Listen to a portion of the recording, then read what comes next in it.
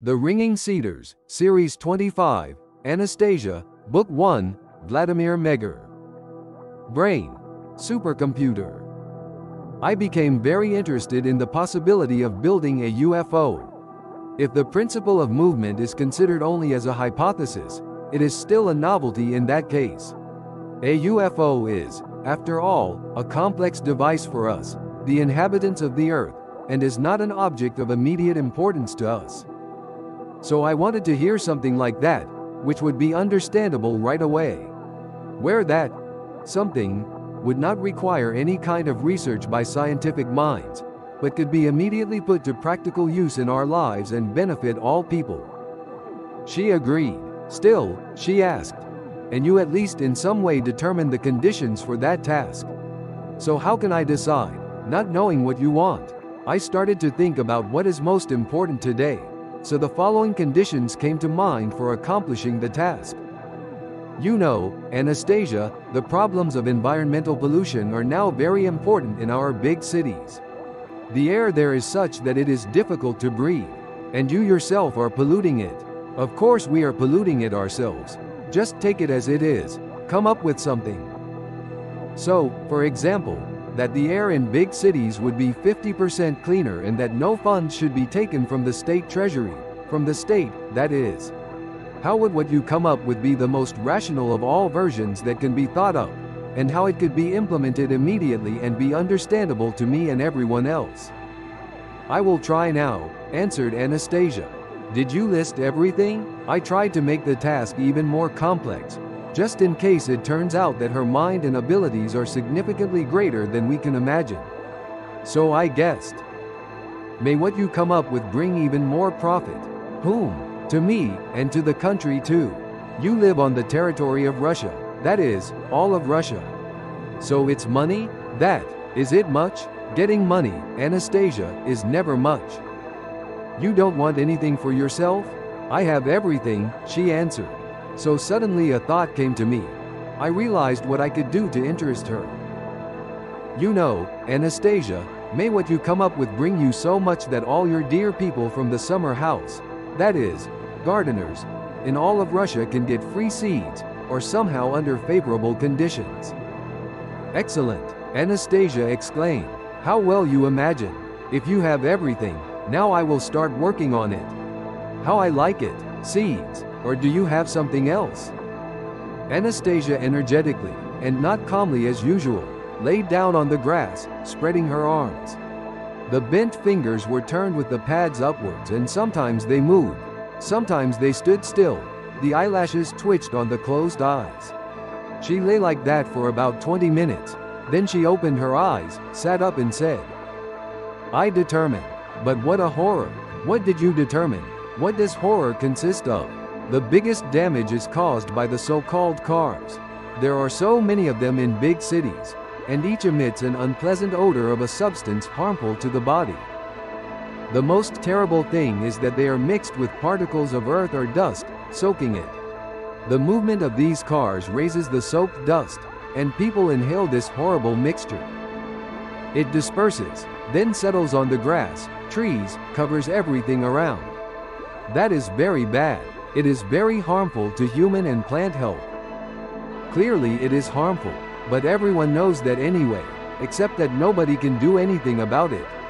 You, Anastasia, did not discover anything, absolutely nothing new, and you did not find an original solution for purification. So, I just determined the main source of damage. Now I will analyze and think about it. I will need to concentrate for a long time, maybe an hour, because I have never dealt with such problems. So that you don't get bored, walking through the forest. And Anastasia was all imagined. When I returned in an hour from my walk in the forest, I found her, as it seemed to me, displeased, so I said, You see, Anastasia, even your brain can't do anything here. Just don't get excited. In our country, many scientific institutes deal with this problem, but they, like you, only establish the facts of pollution. So far they couldn't do anything either. I considered, I think, all possible variants, but quickly also for 50%. I don't succeed. I didn't do it completely. It worked for me by 35–40%. What? I couldn't help myself and exclaimed. My throat was dry. I had a feeling. She cannot increase or decrease what she said. Tell me quickly what you came up with. These cars are supposed to not only disperse that filth but also collect it. How to do it? Speak faster. Come on, come on. What's that bulge in them? What's it called? Bumper, I helped her. So, bumper. A box with small openings in its upper part must be attached inside it or under it. There should also be small openings at the back so that air can escape when these cars are moving. A stream of dusty, harmful air will flow through the front openings. It will be purified, and through the rear air will come out already 20% cleaner. And where is your 40%?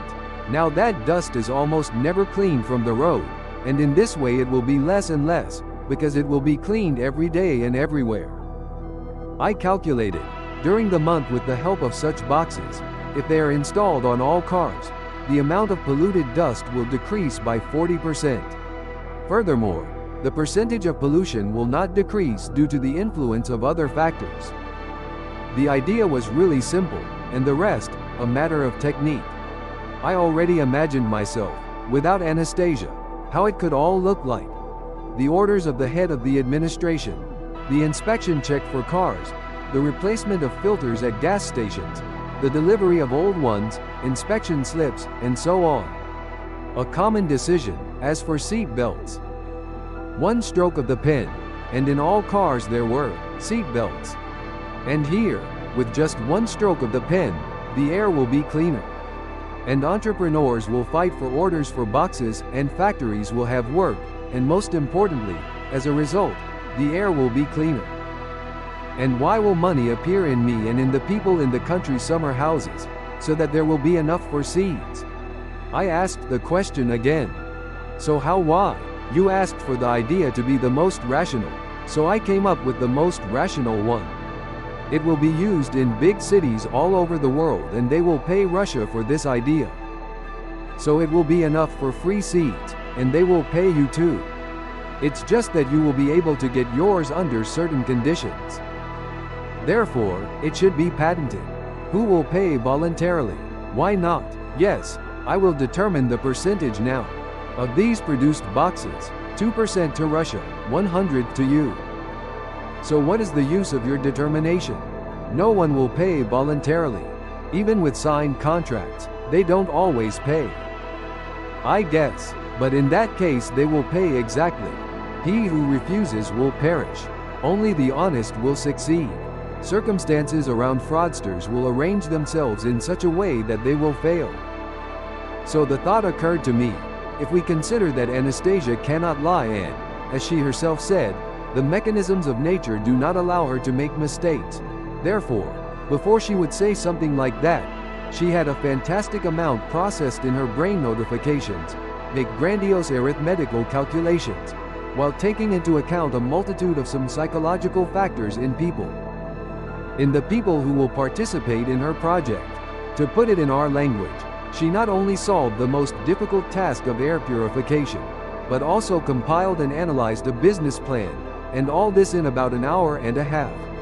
I decided to clarify some details, so I asked her, "Come on, could you compete with some of the most perfect computers, say, Japanese or American?" "But that's not interesting to me," she answered and added, "Well, that's primitive and somehow humiliating.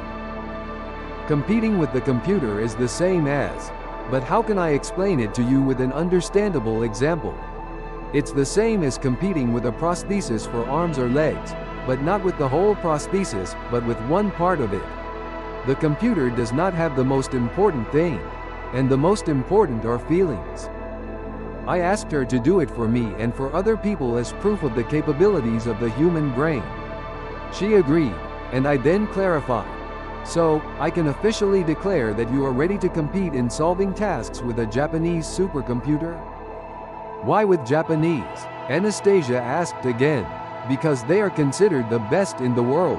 Here's how. It's really best to deal with everyone right away. so that you won't be begging me to do that uninteresting job one more time. Great, I was happy. Come on everyone, just complete the task. Okay. Anastasia agreed willingly, but to begin with, so that we don't waste time on drafting, let them solve the task you set before me. Let them confirm or deny my solution. If they refute, then they will propose their own. Life, people will judge us exactly. Awesome, Anastasia, you are wonderful. That is constructive. And how much time do you think it takes to solve the task? I think that an hour and a half like for you will be too little for them. Let it be 3 months. Make it 3. I suggest that those who will judge should be everyone who wants to. When there are many of them, then no one will influence their evaluation for the sake of profit.